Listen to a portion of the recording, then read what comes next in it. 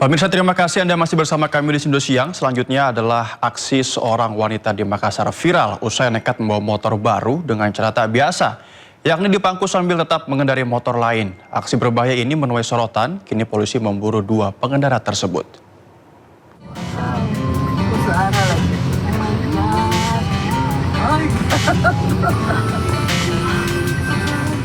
Aksi dua pengendara motor di Kota Makassar, Sulawesi Selatan viral di media sosial. Keduanya kedapatan membawa motor di atas motor yang tengah melintas dari Jalan Sungai Sadang menuju Jalan Veteran Utara. Dalam video, seorang pria mengendari motor, sementara penumpang di belakangnya seorang wanita memegangi sebuah motor listrik yang diletakkan di antara sopir dan penumpang. Aksi berbahaya ini pun menuai perhatian warga. Selain tak lazim, juga berbahaya bagi keselamatan pengguna jalan lain. Kini, Satlantas Polrestabes Makassar turun tangan menyelidiki identitas pengendara nekat tersebut.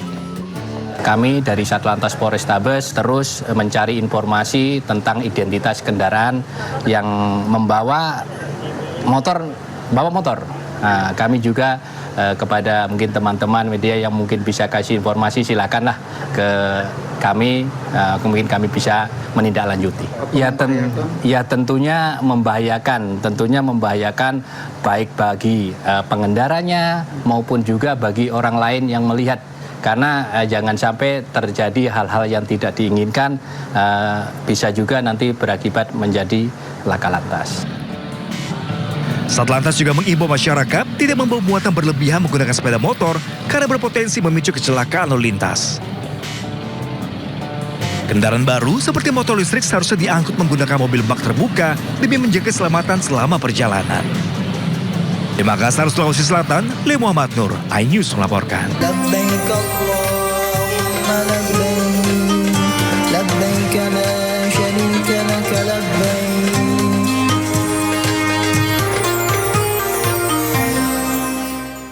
Jemaah Haji Indonesia gelombang 2 diimbau untuk menggunakan kain ihram sejak berada di embarkasi.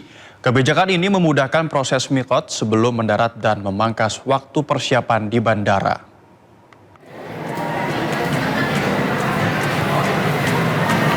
Jemaah Haji Indonesia gelombang 2 yang akan tiba melalui Bandara Internasional King Abdul Aziz Jeddah diimbau telah menggunakan kain ihram sejak berada di embarkasi. Hal ini dilakukan untuk memudahkan proses miqat sebelum mendarat di Arab Saudi. Himbauan tersebut tertuang dalam surat sosialisasi penggunaan kain ihram dan ketentuan bawaan jemaah yang diterbitkan pada 5 Mei 2026. Dalam surat ini juga disebutkan fase pemberangkatan jemaah haji gelombang 2 dimulai pada 7 Mei 2026. Jemaah yang tiba di kota Jeddah akan langsung diarahkan menuju kota Makkah Al-Mukarramah untuk menjalankan ibadah umroh wajib. Layanan kepada jamaah haji, perbedaannya kalau di Bandara Jeddah nanti kan jamaah haji sudah diminta berikhram sejak dari embarkasi. Mereka turun dari pesawat itu sudah kondisi berikhram dan mereka harusnya sudah berniat umroh sejak di Yalamlam. Tetapi nanti teman-teman dari pembimbing ibadah dari Bimbat Daker nanti yang juga harus mengingatkan kembali kepada jamaah untuk berniat dan untuk mengecek kembali syarat sahnya berikhram. Para ketua kloter gelombang 2 diminta aktif memastikan jemaah telah memakai kain ihram. Adapun niat ihram dengan miqat dapat dilakukan ketika di pesawat atau di Bandara Jeddah. Dari Jeddah, Arab Saudi, Eti Juwitesari, iNews melaporkan. Klinik Kesehatan Haji Indonesia atau KKHI Madinah memberangkatkan 2 jemaah haji menuju Mekah. Hingga saat ini 23 jemaah haji yang sempat dirawat di Rumah Sakit Arab Saudi sudah diberangkatkan dari KKHI Madinah ke Mekah.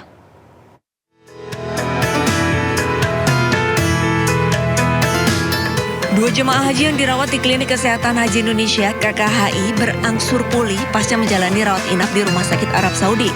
Selanjutnya mereka akan diberangkatkan ke Mekah untuk menjalankan umroh wajib. Pihak KKHI melakukan sejumlah persiapan untuk memberangkatkan 2 pasien tersebut. Sebelum berangkat, dokter KKHI memastikan kembali kondisi kesehatan jemaah. Kami memilih siapa dokter dan perawat yang akan berangkat kemudian drivernya siapa, dan membuat surat jalan ke Dakar. Setelah itu kami menghubungi pihak Bimbat dan melakukan proses. Yang pertama adalah mempersiapkan pasien, yaitu memandikan, kemudian memasangkan baju ihramnya, lalu dibimbing oleh Bimbat. Jemaah kemudian akan dipakaikan kain ihram dan dipandu untuk melakukan niat ihram ishtirot karena sakit. Kalau pasien ini ketika ada halangan, dia boleh langsung tahalul dan dinyatakan selesai umrohnya tanpa membayar dam.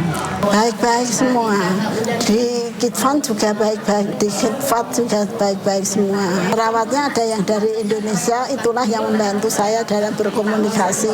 Dibantu oleh namanya Mbak Nining. Dibantu oleh Mbak Nining itu, setiap ada apa-apa saya konsulnya ke Mbak Nining konsul ke dokter. Saya merasa senang sekali, Bapak sudah boleh pulang. Bapak boleh pulang dan insya Allah saya akan melanjutkan ibadah haji nanti. Total, hingga saat ini sebanyak 23 jemaah haji yang sempat dirawat di Rumah Sakit Arab Saudi sudah diberangkatkan dari KKHI Madinah ke Mekah. Dari Madinah, Arab Saudi, Eti Juitasari, MCH 2026, iNews melaporkan. Ya, bagi sebagian jemaah lanjut usia, perjalanan menuju Tanah Suci bukanlah hal mudah. Namun di tengah keterbatasan itu, para petugas PPIH hadir dengan kesabaran dan kepedulian untuk memastikan para tamu Allah tetap dapat beribadah dengan tenang dan nyaman.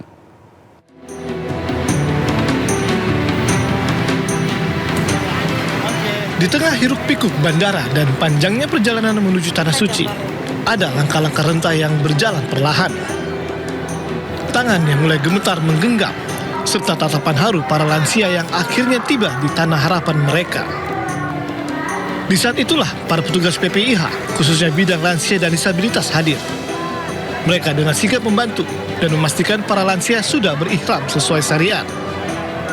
Mulai dari memakaikan kaos kaki bagi para jemaah lansia perempuan, membutuhkan kerudung yang sudah tidak sesuai posisinya, bahkan membersihkan kotoran para jemaah haji lansia. Biasanya yang pada turun dari pesawat itu kebanyakan yang maaf yang lanjut usia itu semuanya sudah pada bau pesing dan pup.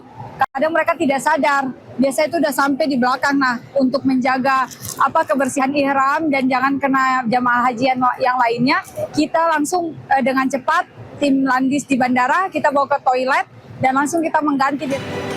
Petugas juga dengan penuh kesabaran mengganti popok hingga membantu wudhu lansia yang sudah tidak mampu lagi melakukannya. Banyak tantangan ditemukan saat harus mengurus lansia yang terkadang sikapnya sulit ditebak. Yang meladeni orang tua itu sama seperti halnya kita harus telaten. Jadi tidak bisa terburu-buru, tidak bisa tergesa-gesa. Dan yang paling penting menurut saya adalah tadi ketika menangani lansia ini adalah kita jangan setengah hati gitu melayaninya, karena mereka kan satu niatnya kesini itu hanya untuk haji bisa mabrur gitu ya. Nah, kita sebagai petugas ini memastikan itu. Layaknya tema musim haji tahun ini, yaitu ramah lansia dan disabilitas. Semua petugas dituntut untuk dapat melayani lansia dan disabilitas dengan setulus hati. Lelah mungkin tak terhitung, namun senyum para jemaah lansia menjadi penyemangat bagi para petugas PPIH untuk terus melayani. Sebab bagi para petugas, melayani jemaah lansia bukan sekedar tugas, melainkan bentuk pengabdian dan ikhtiar meraih berkah. Dari Jeddah, Arab Saudi, Eti Juitasari, iNews melaporkan.